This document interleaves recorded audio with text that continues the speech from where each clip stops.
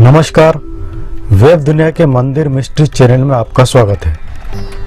आप जानते ही हैं कि भारत में सैकड़ों चमत्कारिक और रहस्यमय मंदिर हैं। उनमें से कुछ मंदिरों को आपने देखा भी होगा और कुछ के रहस्य को अभी तक सुलझाया नहीं जा सका है। तो चलिए इस बार हम आपको बताते हैं भारतीय राज्य राजस्थान के बीकानेर जिले में स्थित करणी माता के मंदिर के रहस्य को।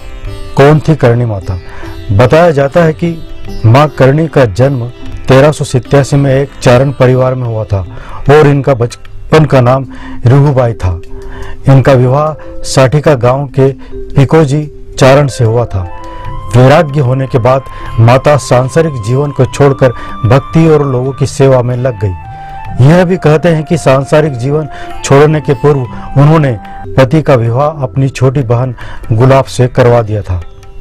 यह भी कहा जाता है कि माता करीब 151 वर्षों तक जीवित रही थी।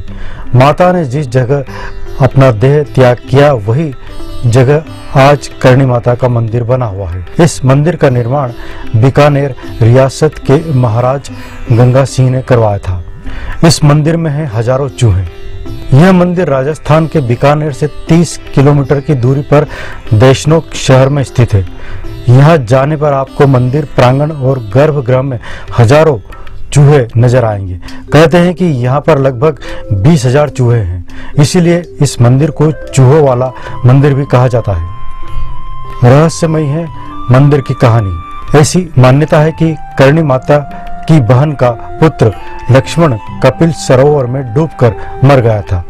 जब माता को यह पता चला तो उन्होंने यमराज से पुत्र को पुनः जीवित करने की प्रार्थना की।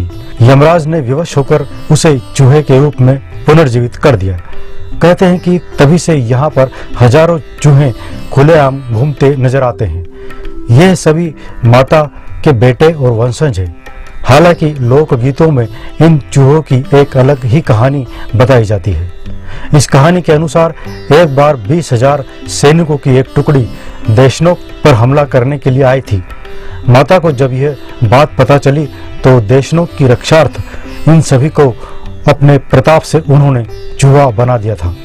चूहों को मार दिया तो करना होता है प्रायश्चित। यहाँ चूहों को कावा कहते हैं और उन्हें बकायदा प्रतिदिन भोजन कराया जाता है और उनकी सुरक्षा की जाती है। यहाँ इतने चूहे हैं कि आपको पांव घसीट कर चलना पड़ेगा।